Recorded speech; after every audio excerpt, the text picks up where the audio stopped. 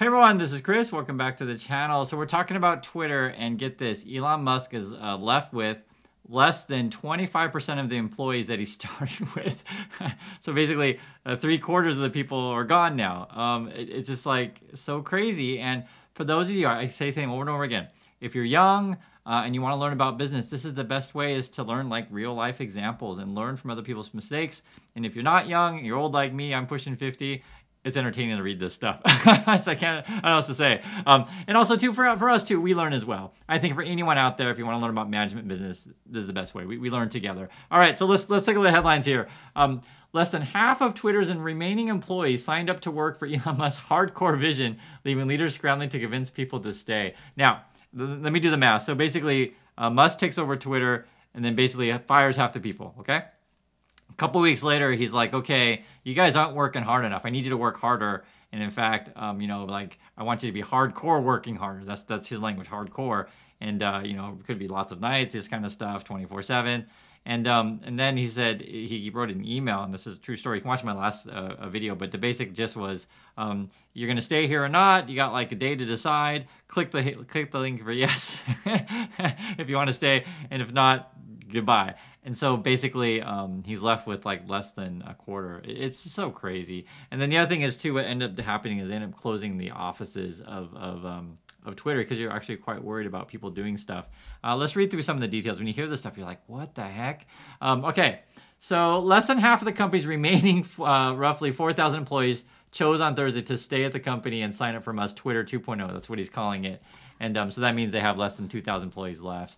Also, too, about an hour after the deadline had passed, workers were emailed by building services telling them that Twitter's offices would again be closed immediately. Isn't that crazy? So the deadline passes, you got an hour, get out, right?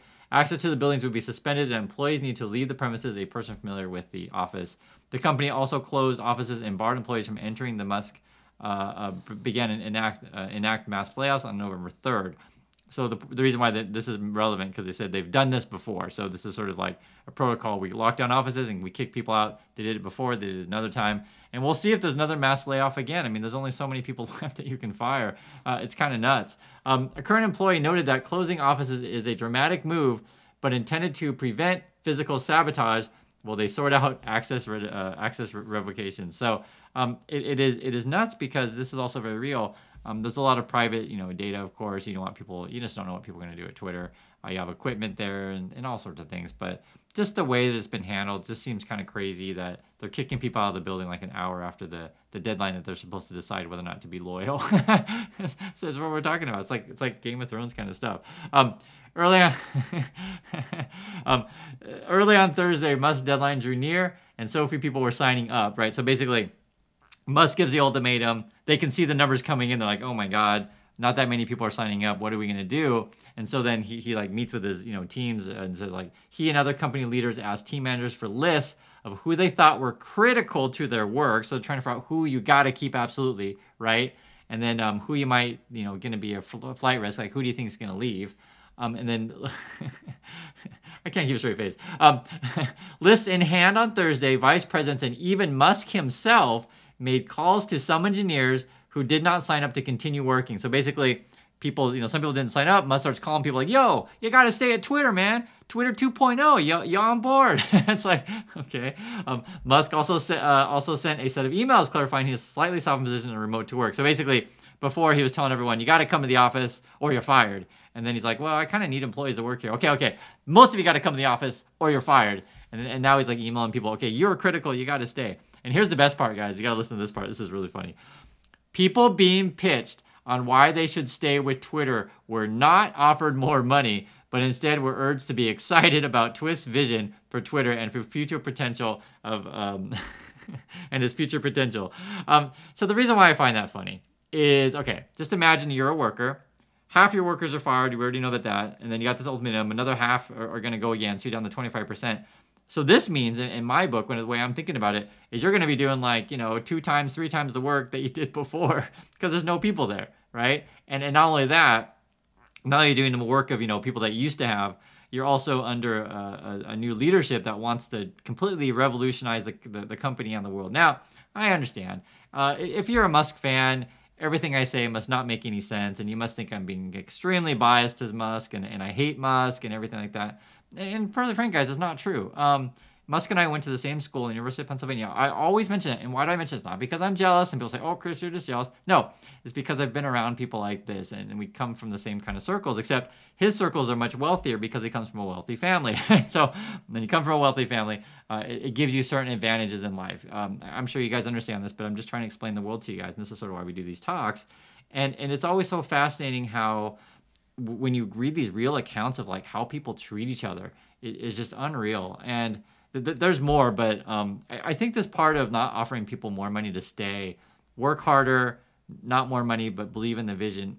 I don't know. Not that many people bought it, right? So I guess you can make the case that the 25% remaining are good, but there's more. I can just tell you, basically, some of the people that stayed had no choice. Why? Because they might be foreign workers and their visas are tied to employment. So just for example, this is a very common thing. If you're from India, if you're from China, if you're from Germany, if you're from Japan, it doesn't matter, right? Any number of countries. You're from France, and you get a job at, say, a place like Twitter, your visa, right, to stay in USA is tied to work, so you can't really quit. So I'd be willing to bet almost all the Americans are gone. I'd be willing to bet that, and I'd be curious your guys' thoughts on that. And maybe the only ones that are left are just people that they can't go. They'd like to leave, but they can't. And now they're stuck with Musk. It is what it is. So it's crazy. You got to read more here.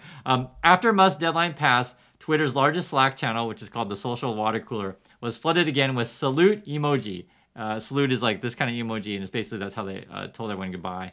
It became something of a company symbol for saying goodbye to colleagues, and it is used for people to say quick goodbye as they were laid off and locked out of work tools.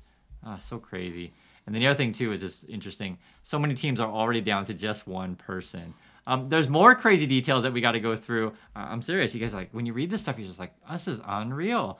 I personally don't think I've ever heard of something like this to where, and if you guys have a precedence of something like this, please tell me. But this idea of, kind of real famous CEO who's already a CEO of other companies, right? Tesla, SpaceX, and then it's like, hey, you know what? I'm just going to buy another company and run a third company. It's like, does that happen that often? I can't think of anything. And not only that, when he moves into the new company, then like fires half the people, and then like, tells the remaining ones that are still there, is like, do you want to stay or go?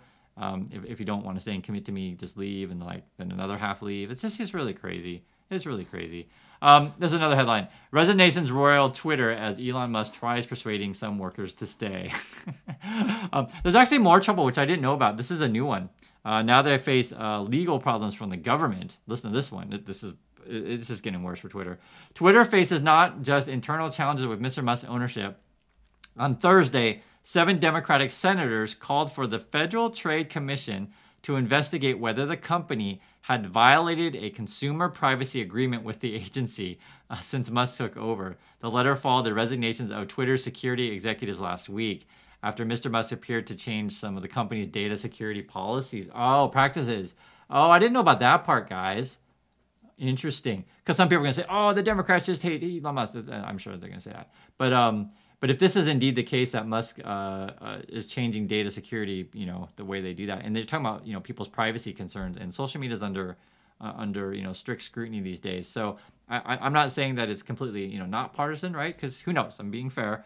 But I'm saying if Musk did indeed change the data security practices, it's certainly some concern, and especially too when Twitter's, security executives are leaving, that there's a little bit of, people are like, okay, why are you leaving? What's going on? Does something change? That's why you would investigate that kind of thing. That's why you want government oversight. I just think this whole thing is a total crap show. There's not much else you can say. So this is when the employers are leaving. This is more details from another source. Some employees on the Slack had questioned about severance packages, which I think is perfectly reasonable, right? Musk gives you a deadline and says, are you going to stay or go? And you're like, okay, well, how much are you going to pay me? It's 3 months, but like... this whole thing's so crazy. Here's another part. So they're asking questions about how much you're getting paid for severance, and also, too, whether their jobs were, quote, guaranteed if they agreed to stay with the new Twitter, which I think is really important, because we talked about this in comments when I said, what do you guys think about staying with Twitter? Would you do it? And people would say, well, if they pay me more and they give me a guarantee that my job's secure for, a year, I'll do it. But most people in comments were not thinking they would stay. So it's people, people in here and at Twitter thinking the same thing. Can you guarantee me a job? One employee posted lyrics from Pink Floyd's song "Wish You Were Here," and others asked about the appropriate email addresses for human resource concerns, according to messages. Yeah, I mean, this is unreal. Okay, let's keep going through it. I'm Blind, a social platform where anonymous users talk about their workplaces. A poll of nearly 250 people associated with Twitter showed that about 73% favored taking the severance package over staying. So already people are talking about leaving. And so this is kind of an interesting thing, is that, when Musk puts out that thing, as a natural human being, you start reaching out to your coworkers and saying, hey, you're going to stay, you're going to go. People are Googling online, and already people kind of are predicting that a lot of people are going to be leaving. People who had decided to say believed in Twitter's mission of giving people a voice, or had visa things, right? That was the thing. Or some people might just have personal commitments, be it any number of things, that you just can't just leave your job. This is another thing. There's more. It's crazy.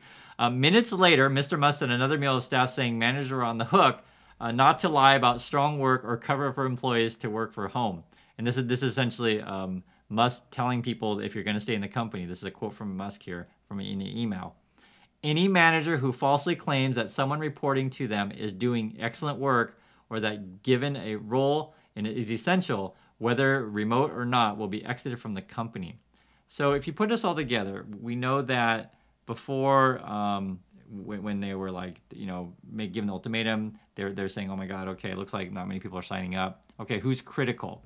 Now, interesting is that basically if you put this together with the other part, if there's any managers then that were lying because they want their coworkers to keep their job and saying, oh yeah, this person's job is critical. And if Musk finds out that your job wasn't critical to the company and that your manager lied that you were critical, you're both out. It's like, oh my God, you guys hear this stuff? It's crazy. So I have to laugh. I do understand, guys. I really do understand that these are people's jobs and people's lives. I really get it. But I think a lot of people at this point, if you're working at Twitter, we know the numbers. You're already fed up. You're like, just give me my severance package, giving Musk the finger and get out. I'm sure I'm expressing the feelings of many people. I mean, I'm on the outside thinking, oh my God, this stuff is just nuts. Let's look at this. In one of those meetings, so this is meetings sort of after everyone had vacated or we're trying to suffering through the thing, and Musk is trying to have meetings during that last final tumultuous day. You got to hear this stuff. In one of those meetings, some employees were summoned to a conference room in San Francisco office, while others were called in video conference. At the 5 p.m. deadline passed, as the 5 p.m. deadline passed, some who had called in began hanging up, seemingly having decided to leave even as Musk continued speaking. Two people familiar with the meeting. So Musk is having a meeting and like people are like, you know what? I quit. Just hang up a phone or hang up their Zoom. Isn't that crazy? I mean, could you imagine being in a business meeting where like multiple people just quit their jobs in a business meeting? Could you guys? I mean, I won't say business meeting. A better way to say it is like a work Zoom. That's a better way to say it. But can you guys imagine how crazy this is? Now listen to this too. Some workers found time to crack morbid jokes. They're probably saying like, "Oh my God, people are dropping like flies." I'm sure they've said that. I'm sure. In Twitter's New York office, a giant television in a common space showed a Twitter thread from this week in which a Twitter engineer corrected a statement that Mr. Musk had made about the company. Mr. Musk then fired the engineer. So basically, the way I read this is like you had the San Francisco office and New York office, and then they put like this Twitter thread on on the big screen and for everyone to see. So like you could all see, oh well, this engineer was tweeting about me, and then in front of everybody, Musk fires said engineer. Oh my God, it's just crazy. So, I know we went through a lot of stuff with this, but it's just imagine the situation. And I just keep reiterating how nuts it is. And I want to hear your guys' thoughts on this, especially from the younger people. From the older people, I can have different perspective. But I want you all to share what you think about this, right? Do you think this is the way you should run a company? Now, I understand there's some people that say, yes, it's totally, we've got to take that Elon Musk, Donald Trump style and be like, you're fired, right? Maybe. I don't prescribe to that kind of thing. It just seems a really poor way to run a company. I guess you could make the case that, yeah, he's going to come in, clean and ship, and bring a bunch of new people in. The problem is, though, is that it just, one person wrote in comments, this is why we have a great community. You guys share lots of information. I'm just conveying it to you guys. Is think of it this way, like a place like Twitter. It's not like McDonald's, okay? If I fire the person at the counter at McDonald's, I can easily hire someone else to literally replace that person and maybe trade them in like a week or something like that. But if I fire like a complex position at Twitter, And code is built upon code. So you have the original code, right, which may or may not be good, who knows. And anytime you change something, you're adding on and on and on and on. And it will take a while for someone to come in and be like, figure out what the architecture is, right? That's my understanding of software. I don't think it's a crazy thing. And then the other thing is too, just to want to address, we addressed this with a prior video talking about FTX, where they have really poor organization. Twitter's going to be kind of the same thing. You have, sometimes people in comments write, well, Chris, you don't need HR. HR is a bunch of losers. You don't need that at all. So my response is so it's clear, guys, you need different departments that do different things. It's really important to have that because you want compliance, especially when you're dealing with people's data. You also want to think about some people are good at facing customers and understanding customer needs, right? Some people are just coders and engineers. There's nothing wrong with that. There's nothing wrong with being a code engineer. There's nothing wrong with being in customer service. Also, too, for example, you need people who are going to sell ad sales. Like you need that kind of person. And sometimes, there's people out there who are in computers and they think, oh, a salesperson just to sell ad sales. That's soft skills. Soft skills are worthless. And I'm telling you guys, don't think that way. You need soft skills and hard skills to be successful in this world. Hard skills, like, okay, you can do a particular type of task, right? Be it you can code, be it you can do accounting, maybe legal, law really well, be it engineering, electrical, any number of things, right? You're really good at building robots. Then you need some soft skills. What are good soft skills? Soft skills are like being able to communicate your ideas to another person. Maybe being able to be nice to someone when they're sad, right? Being able to understand how to communicate to a coworker. When they have a new kid and say, hey, take a week off, we care about you at this company, right? This kind of things. Or think about when you need to make a proposal to another client and try to work out how to get them to give you more money to make a longer contract for like a 1 year, 2 year deal. These kind of things, like these are soft skills, people skills. This is why they always say business is about relationships. And I'm just telling you guys, I've done this stuff for years. This is how it is in Asia. I'm talking about Asia, but USA is not that much different. It's really funny when you want to do like real business. You actually go out to dinner with people. You go have coffee with people. Like you kind of hang out with people, and then you develop that relationship, and then you may get to this serious discussions eventually. It's funny in Asia. It's way more. What's the right word to say? Way more softy skills than maybe USA because it's like this is just real. Here in Asia, you have to go to karaoke with people. For real, I'm not kidding. Especially too with, and this is something that you won't learn until you get to the much higher levels of business. So like, for example, let's just say you're entry-level employee and you just show up to work, you clock in, you clock out, you go home, right? For the really upper echelons, people are going to golf together and stuff and like chatting about stuff, building a relationship. People are going to each other's birthday parties. People are sending each other gifts, these kind of things. Like you're really trying to get to know someone, and then essentially what you do is like, you know what, I like you and I trust you. Let's figure out some details. But that those soft skills of developing relationships with people are really, really important. And it just seems really bizarre what's going on with Elon Musk. I can't explain it, to be very frank. I just feel like he's in an environment that maybe is not suitable for him, and it's nothing wrong with that. He's really good at maybe doing other things, but it's the same. Like, for example, I'm just keeping it real. There's some companies that maybe I don't fit in. The culture's not right for me, right? Some industries, the culture is not right for me. Some industries I would be much better at. And Musk trying to do a social media industry maybe not be the thing for him. Or trying to take over a company when the culture of the company isn't necessarily suitable. So yes, I guess theoretically you fire everybody and bring a bunch of new people, but think about how difficult that's going to be to just bring in like 1,000 new people. It's not something that you can just do on a snap of a finger. I mean, it takes a lot of time to build up a team that functions. So this whole thing is just a mess, and I want you guys all to learn from this. Like I said, especially for you young people out there that don't have a lot of experience in business. And I know, I believe you guys, I really know. I was a professor for 10 years. When I talk about this kind of stuff, sometimes students are like kind of scratching their head because it seems kind of strange to them, the things that I talk about, because it's not really in textbook. You're like, what? Business is about going to the golf? Like what? What are you talking about, Chris? You're stupid, But I'm telling you guys, it's real. Soft skills and hard skills are what it takes to be successful, especially when you're managing people. You have to learn to communicate with all kinds of people because, as I told you guys before, you need different types of people in your company to fill different roles, and different roles require different sets of personalities. So anyway, we'll keep talking about this stuff. Love to hear your comments and questions on this. And again, it is this turmoil over at Twitter. So thanks again, and I'll catch you guys in the next video.